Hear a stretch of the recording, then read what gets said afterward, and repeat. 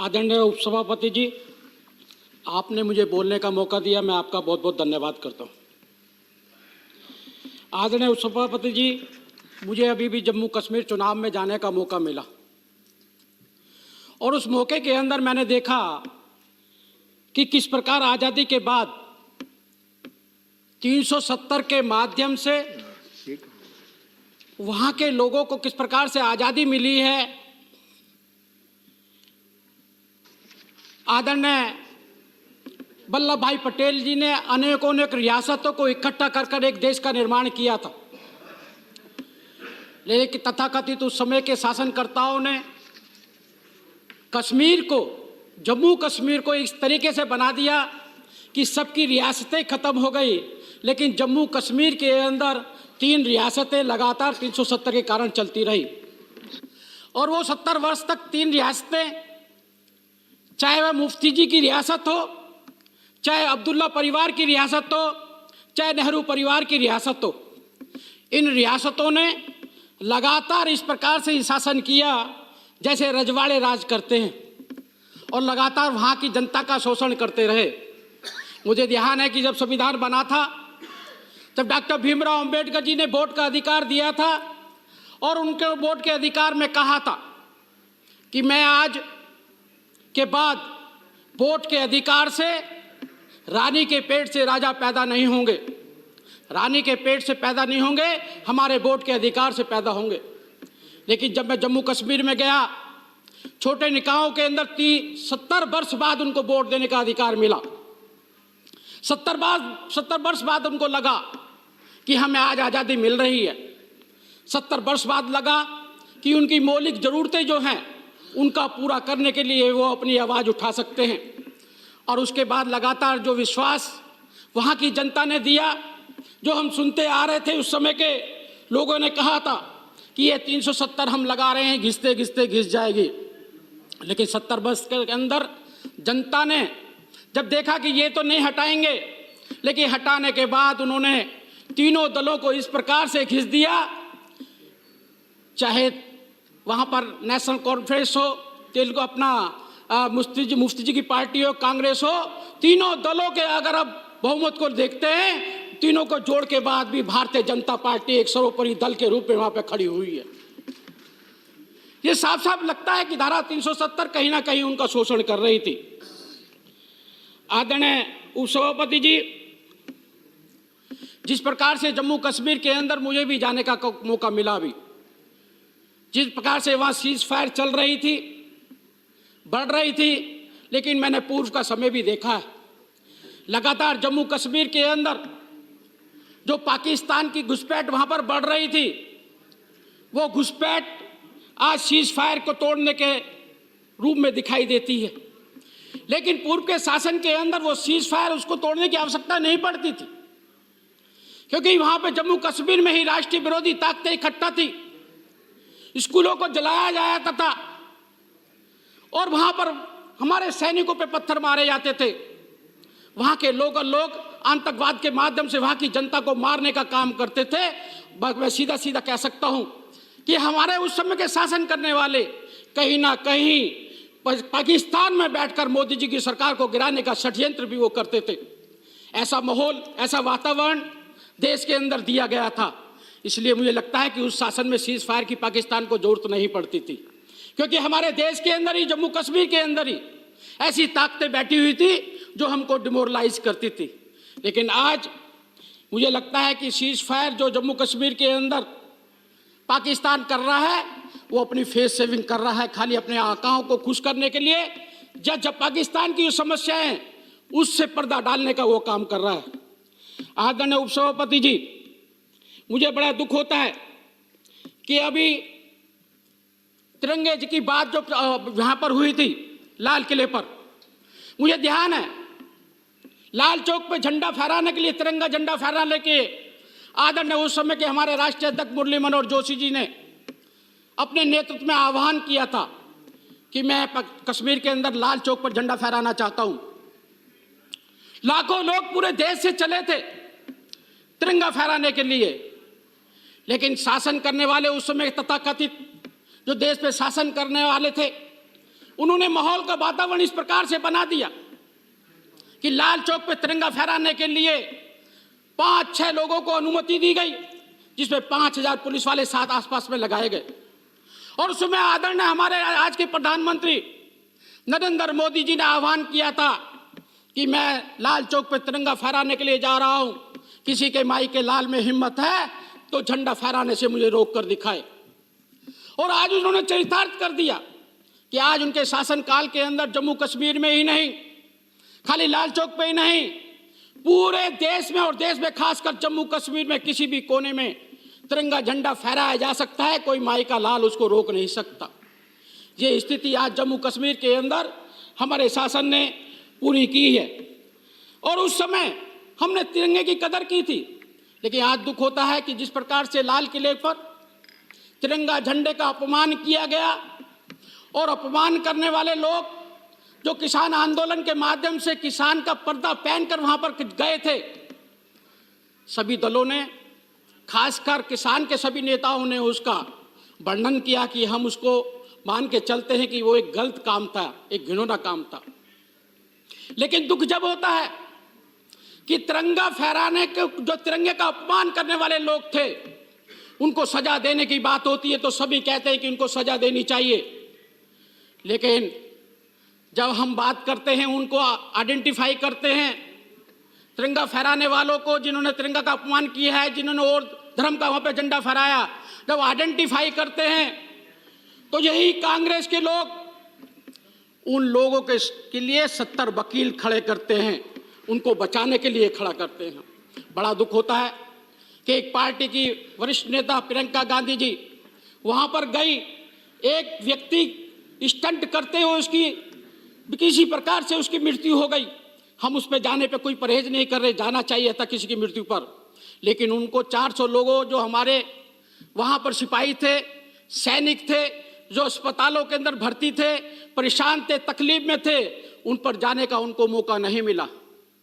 ऐसी हालत आज तिरंगे झंडे के साथ में अपमान पे अपमान डायरेक्ट या इनडायरेक्ट में लगातार किया जा रहा है।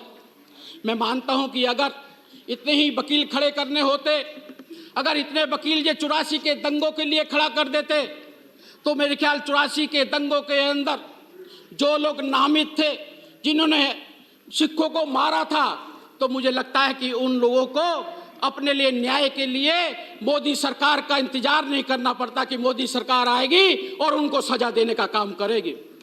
इस प्रकार से ये लगातार हमारे देश को आज हमने एक आतंक मुक्त शासन दिया है। हम देखा करते थे कि 2014 से पहले लगातार देश के अंदर बसों के अंदर, ट्रेनों के अंदर, अनेक मार्केटों के अंदर यही लिखा रहता था, कृपया देखें, कोई आपत्तिजनक चीज बम हो सकती है। लेकिन हमारे सुशासन के कारण आपको दिखाई देगा कि आज देश के अंदर क्या, बस के अंदर क्या, देश में किसी भी कोने में किसी को बम तो बम पटाखा छोड़ने की भी इजाजत नहीं है। किसी भी हमारे देश के नागरिक बिना किसी खतरे के कहीं भी घूम सकते हैं। ऐसा शासन देने का हमने काम किया है। आदरणीय, मुझे ध्यान आता है कि 370 धारा 370 जब लगाई गई थी, डॉक्टर भीमराव अंबेडकर जी ने उसका बहुत विरोध किया था। उन्होंने कहा था कि ये 370 जो है ये पूरा देश कमाएगा और कश्मीर में बैठकर खाएगा। ऐसा नहीं हो सकता। जब कश्मीरियों को ये हक है तो पूरे देश को भी हक है। जब कश्मीरी पूरे देश में रह सकता है तो पूरा देश भी कश्मीर के अंदर रह सकता है। लेकिन दुख जब होता है, हमारे जो कश्मीर के अंदर 2 विधान 2 निशान 2 प्रधान चल रहे थे, हमारे प्रथम राष्ट्रीय अध्यक्ष परम आदरणीय श्यामा प्रसाद मुखर्जी जी ने अपना बलिदान दिया था कश्मीर को अंदर जोड़ने के लिए। उसी प्रकार से मुझे दुख के साथ ये कहना पड़ रहा है, ये कांग्रेस के लोग जो 370 की वकालत करते थे, जो बड़े बड़े भाषण दिया करते थे, मुझे ध्यान है कि 70 के दशक के अंदर वहाँ पे आरक्षण लागू नहीं होता था। मैं अभी पीछे गया था, कश्मीर जम्मू गया था, विधानसभा के सामने एक मूर्ति का अनावरण किया था मैंने, भक्त अमरनाथ जी का। उनकी मूर्ति का अनावरण करते हुए मुझे जानकारी मिली कि उन्होंने एक आंदोलन वहाँ पर किया था, असेंबली के सामने भूख हड़ताल की थी और उनका बलिदान हो गया था। उनके बलिदान के बाद में वहाँ पे आरक्षण मिलना शुरू हुआ। आदरणीय महोदय, 370 हटने के बाद में आज बड़ी बड़ी बातें की जा रही हैं कि नौकरी में ये हो गया, नौकरी में ये हो गया। किसी को ये चिंता नहीं थी कि लाखों वाल्मीकि समाज के लोग जो जम्मू कश्मीर के अंदर रहते थे, उनके बच्चे डॉक्टर बन गए, इंजीनियर बन गए, प्रोफेसर बन गए, अनेकों अनेक उन्होंने शिक्षाएं प्राप्त की। लेकिन वहाँ की सरकार ये कहती थी कि 370 के तहत हम आपको सफाई कर्मचारी ही बना सकते हैं, हम आपको कोई नौकरी नहीं दे सकते। ऐसा घिनौना अपराध अनुसूचित जाति वर्ग के लिए किया गया, उनके लिए नहीं, डॉक्टर अंबेडकर के लिए भी ऐसा ही किया गया। डॉक्टर अंबेडकर जी का सिर्फ एक ही कसूर था कि वो 370 नहीं चाहते थे। डॉक्टर अंबेडकर जी का एक ही कसूर था कि मजबूत भारत चाहते थे। डॉक्टर अंबेडकर जी का यही कसूर था कि वे तुष्टीकरण की नीति को नहीं चाहते थे। इसी का कारण है इस कांग्रेस सरकार ने अपने शासनकाल के अंदर, इनकी शासनकाल का जब कांग्रेस खत्म हो गई और उनको भारत रत्न जब मिला, जब गैर कांग्रेसी सरकार देश के अंदर थी, ये उनका 36 का आंकड़ा जो डॉक्टर अंबेडकर जी के लिए था। आदरणीय उपसभापति जी, मैं दिल्ली में पैदा हुआ हूँ और दिल्ली में जब बच्चों को घुमाने के लिए जाते थे और जब हम मार्केट में घुमा करते थे, बच्चों को दिखाया करते थे, अनेकों अनेक समाधियाँ दिखाया करते थे, अनेकों अनेक संग्रहालय दिखाया करते थे। क्योंकि मैं दलित समाज से आता हूँ, इसलिए हमारे बच्चे भी पूछता करते थे, पापा सबकी समाधियाँ दिखाई देती हैं, सबके संग्रहालय दिखाई देते हैं, डॉक्टर अंबेडकर की समाधि कहाँ है और डॉक्टर अंबेडकर का संग्रहालय कहाँ है। बड़ा दुख होता था कि जिस समय डॉक्टर अंबेडकर जी का अंतिम सांस ली, उस समय के शासनकर्ताओं ने doctor Ambedkar ji dead body को यहाँ से, दिल्ली से कहीं भी अंतिम संस्कार नहीं करने दिया और उनको बम्बई ले आकर उनका अंतिम संस्कार किया गया। और वहाँ पर भी एक छोटी सी चैत्य भूमि बनाई गई, वो भी आदरणीय गडकरी जी जब राज्य मंत्री थे, वहाँ पर उन्होंने उनके एक समुद्र के किनारे दादर पर एक चैत्य भूमि बनाई और उस पर हमारे सारे अनुसूचित जाति वर्ग के डॉक्टर अंबेडकर जी के अनुयायी जो उनको कहते थे, मानते थे और जो उस समय के शासनकर्ताओं वालों से निवेदन और प्रार्थना करते रहते थे कि डॉक्टर अंबेडकर जी को भी सम्मान दीजिएगा, कभी भी सम्मान नहीं दिया गया। आज मैं धन्यवाद करना चाहता हूं देश के प्रधानमंत्री जी का, जिन्होंने अपनी दूरदृष्टि से बिना वोट बैंक की राजनीति के उन्होंने कहा जब सबकी समाधि हो सकती है तो डॉक्टर अंबेडकर की समाधि क्यों नहीं। और उन्होंने वहां पर हिंदू मिल बंद पड़ी हुई थी, 10.5 एकड़ की हिंदू मिल लेकर डॉक्टर भीमराव अंबेडकर की समाधि चैत्य भूमि बनाने का काम किया है। मैं उनका बहुत बहुत धन्यवाद करना चाहता हूँ। आदरणीय उपसभापति जी, ये पीड़ा तकलीफ है और तकलीफ बार बार रोती है और कहती है कि मैं सभी के संग्रहालय गया, मैंने इंदिरा गांधी के संग्रहालय भी जाकर देखा, मैं उनको भी नमन करता हूं कि उनकी जो साड़ी पे गोली लगी थी वो साड़ी भी दिखाई देती है। ऐसे कहने को महापुरुषों के जिनके संग्रहालय मैंने दिल्ली के अंदर देखे या देश के अंदर देखे, लेकिन डॉक्टर भीमराव अंबेडकर जी का संग्रहालय मुझे कहीं नहीं दिखाई दिया। क्यों नहीं दिखाई दिया? क्योंकि इनको अभी तक शासन करने में यही लगा कि अगर किसी और को महापुरुष बना दिया तो नेहरू खानदान का हम कैसे गुणगान करेंगे। आज मुझे मालूम पड़ रहा है जब 26 अलीपुर रोड से डॉक्टर भीमराव अंबेडकर जी का सामान उठाकर बाहर फेंक दिया था इन कांग्रेसियों ने, और वो सामान उठाकर उनकी साथ में नानक रत्न जो अजगले थे वो सामान को लेकर नागपुर से 35 किलोमीटर दूर चिंचोली गांव अपने यहाँ ले गए थे और वहां पर उस सामान को रखा गया। और मुझे ध्यान आता है 2013 के अंदर एक मीडिया ने आवाज उठाई कि डॉक्टर भीमराव अंबेडकर जी का ये सामान, जो एक घर के अंदर रहने वाला व्यक्ति होता है, उसकी चारपाई भी होती है, उसकी कुर्सी भी होती है, उसकी टेबल भी होती है, पढ़ाई का सामान भी होता है। वो वायसराय थे, कोट भी पहना करते थे, टाइयां भी डाला करते थे। जब मैं वहां पर गया, जाकर मैंने देखा सारी टाइयों को दीमक खा गया है। माननीय दुष्यंत जी, आप कंक्लूड करें, आपका समय पूरा हो रहा है। जी जी, 2 मिनट नहीं, 2 मिनट नहीं, आप समय कम है, आप कंक्लूड करें। Concluding sir please.